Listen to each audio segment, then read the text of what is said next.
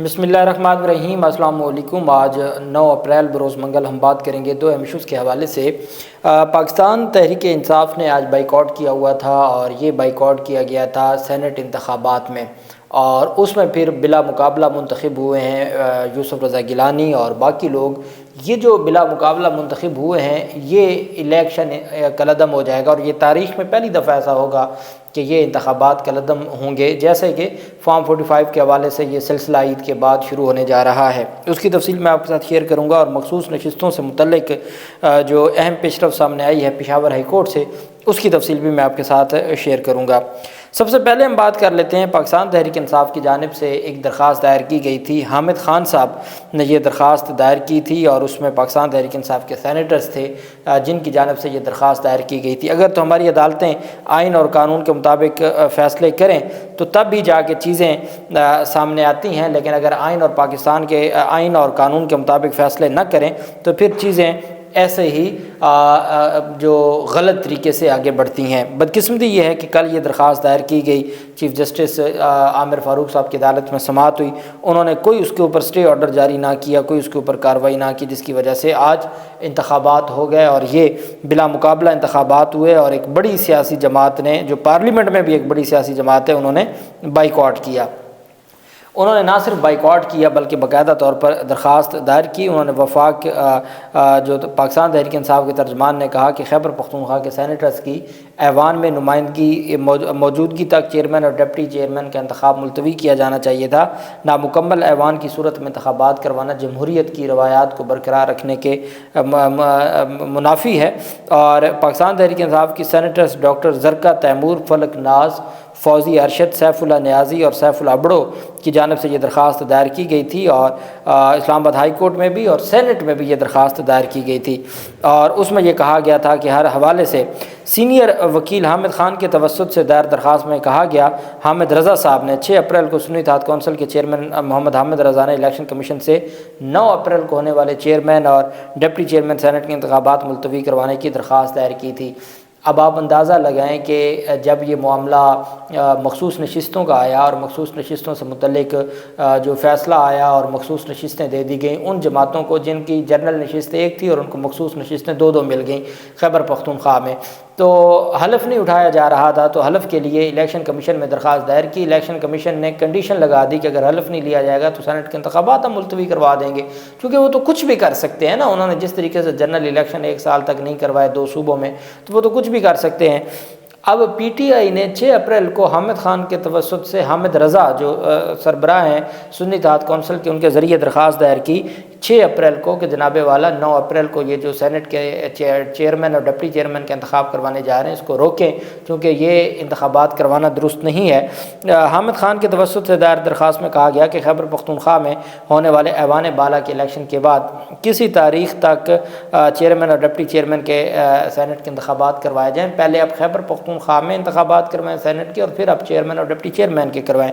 دلیل دی گئی کہ خیبر پختونخوا سے سینٹ کی 11 نشستوں پر الیکشن اور اس کا نوٹیفیکیشن آئین کے تحت سینٹ کے چیئرمین اور ڈپٹی چیئرمین کے انتخاب کے لیے ضروری ہے۔ درخواست آرٹیکل 60 کے تحت دائر کی گئی۔ الیکشن کمیشن کے حکم پر 2 اپریل کو خیبر پختونخوا میں 11 نشستوں پر الیکشن ملتوی کیا گیا تھا۔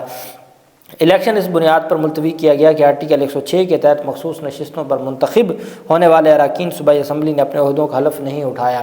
جب مخصوص نشستوں کا فیصلہ نہیں کیا تھا اس وقت جب پی ٹی آئی درخواستیں دیتی تھی کہ وزیر اعظم کا، اسپیکر کا، ڈپٹی اسپیکر کا یا صدر کا انتخاب نہیں ہونا چاہیے، چونکہ پہلے مخصوص نشستوں کا معاملہ حل ہونا چاہیے، وہاں الیکشن کمیشن نے تمام کے تمام انتخابات ہونے دیے اور کسی انتخاب کو ملتوی نہ کیا گیا۔ یہاں ہم دیکھتے ہیں کہ جب پاکستان تحریک انصاف کی باری آئی اور سینٹ انتخابات کی باری آئی تو اس وجہ سے سینٹ انتخابات خیبر پختونخوا میں ملتوی کر دیے کہ چونکہ وہاں پہ اپوزیشن کے جو لوگ ہیں ان کے مخصوص نشستوں پر حلف نہیں لیا گیا۔ پھر جب بات آئی چیئرمین اور ڈپٹی چیئرمین کے انتخاب کی، اس کو اس وجہ سے نہیں رکوایا گیا، حالانکہ 11 سینیٹرز خیبر پختونخوا کے موجود ہی نہیں تھے 96 میں سے، اور اس بنیاد پہ کیا گیا کہ چونکہ اس میں پی ٹی آئی کو فائدہ ہونا ہے، اس وجہ سے الیکشن کمیشن کو 6 اپریل کو جمع کروائی گئی درخواست پر بھی کوئی فیصلہ نہ ہو سکا۔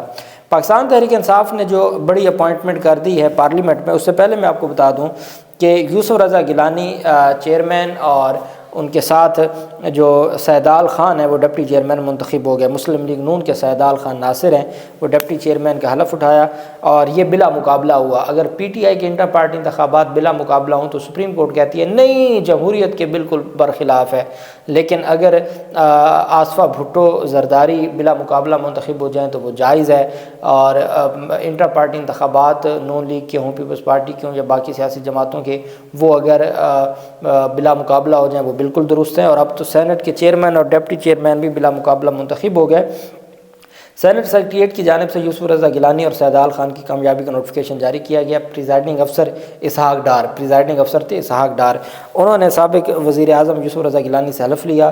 یوسف رضا گیلانی بلا مقابلہ چیئرمین سینٹ، جبکہ سیدال ناصر ڈپٹی چیئرمین ہو گئے۔ اور جو وزیر اعظم سابق وزیر اعظم تھے ان کی حلف برداری کے دوران تحریک انصاف کے اراکین نے احتجاج کیا، گیلریز میں بیٹھے مہمانوں نے بھی احتجاج کیا۔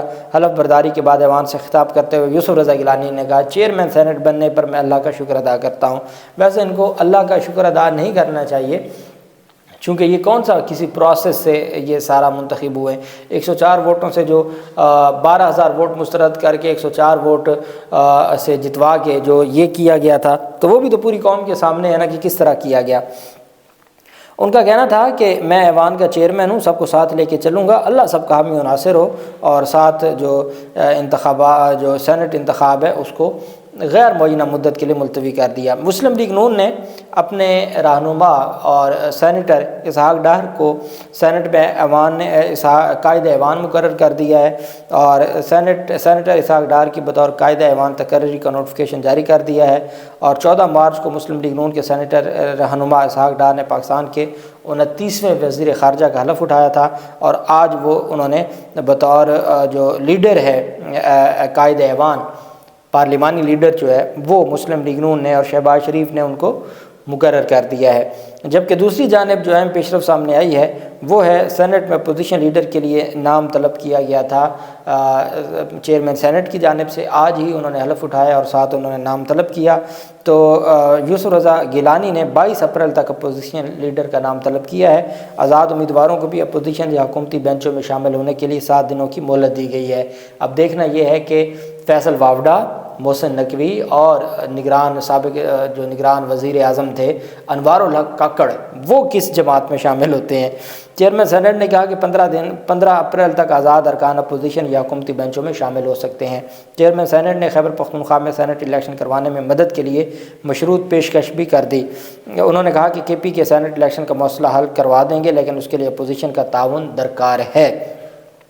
اور ساتھ پاکستان تحریک انصاف کی جانب سے آج ہی اپوائنٹمنٹس کر دی گئی ہیں۔ عمران خان کی ہدایت پر پی ٹی آئی نے سینیٹر علی ظفر کو ایوان بالا میں قائد حزب اختلاف بنانے کے لیے باقاعدہ درخواست چیئرمین سینٹ کو جمع کروا دی ہے۔ تحریک انصاف کے وفد نے یوسف رضا گیلانی سے ملاقات کی۔ پی ٹی آئی کے سینیٹر اون عباس بی پی نے بتایا کہ اپوزیشن نے 19 اراکین کے دستخطوں کے ساتھ درخواست جمع کروائی ہے۔ پی ٹی آئی کے 19 سینیٹرز موجود ہیں، اور اس کے ساتھ ہی پاکستان تحریک انصاف کو جو 9 سے 10 سینیٹرز خیبر پختونخوا سے ملنے کے بعد تقریباً 30 سینیٹرز ہو جائیں گے، اور سینٹ کی سب سے بڑی جماعت بن جائے گی پاکستان تحریک انصاف، جس طریقے سے وہ قومی اسمبلی میں بنی۔ اب جو پاکستان تحریک انصاف نے پارلیمانی لیڈر کے لیے مقرر کیا ہے اون عباس بی پی کو، اور جبکہ جو پارلیمانی لیڈر ہے اور ساتھ اپوزیشن لیڈر کے لیے بیرسٹر علی ظفر صاحب کو نامزد کیا تھا۔ تو اب یہ پیشرفت سامنے آئی ہے کہ باقاعدہ طور پر پاکستان تحریک انصاف کے اہم امیدوار کو علی ظفر صاحب کو اپوزیشن لیڈر کا بڑا عہدہ دلوانے کے لیے باقاعدہ طور پر 19 سینیٹرز کے دستخطوں سے درخواست جمع کروا دی گئی ہے۔ اب چونکہ بلا مقابلہ انتخاب ہوا ہے چیئرمین سینٹ کا اور ڈپٹی چیئرمین سینٹ کا، پاکستان تحریک انصاف اس معاملے پر پہلے ہی اسلام آباد ہائی کورٹ گئی ہوئی ہے۔ پاکستان تحریک انصاف نے سینٹ میں بھی درخواست جمع کروائی، پاکستان تحریک انصاف نے الیکشن کمیشن کو بھی درخواست جمع کروائی۔ اگر اسلام آباد ہائی کورٹ درخواست خارج کر دیتی ہے تو یہ معاملہ ڈویژن بینچ میں جائے گا۔ ڈویژن بینچ میں پھر وہ جج بیٹھیں گے جو پہلے جن کو آپ جانتے ہیں 6-7 ججز جن کے خطوط بھی سامنے آئے۔ تو الٹیمیٹ یہ جو یوسف رضا گیلانی کا سینٹ کا انتخاب ہے یہ بہت مشکل ہو جائے گا، یہ ان کے لیے اس انتخاب کو آگے لے کے چلنا۔ آپ کو یاد ہوگا کہ یوسف رضا گیلانی نے سینٹ کے انتخابات کو چیلنج کیا تھا، چیئرمین سینٹ کے انتخابات کو صادق سنجرانی کے اسلام آباد ہائی کورٹ میں، اور اس میں بڑی اہم کارروائی ہوتی رہی تھی، تو وہی اب ان کے گلے پڑے گی اور یہ معاملہ الٹیمیٹ ریورس ہوگا، چونکہ 11 سینیٹرز کے بغیر یہ الیکشن ہوا ہے، اور اس میں سب سے بڑی جو سینٹ کی جماعت ہے اس کی جانب سے بائیکاٹ کیا گیا ہے۔ اس بنیاد پر قانونی اور آئینی بائیکاٹ ہے کہ جب تک 11 سینیٹرز نہیں منتخب ہوتے آپ یہ جو چیئرمین سینٹ اور ڈپٹی چیئرمین کا انتخاب نہیں کروا سکتے۔ اللہ پاک پاکستان کا حامی و ناصر ہو۔ بہت شکریہ۔ اللہ حافظ۔ پاکستان زندہ باد۔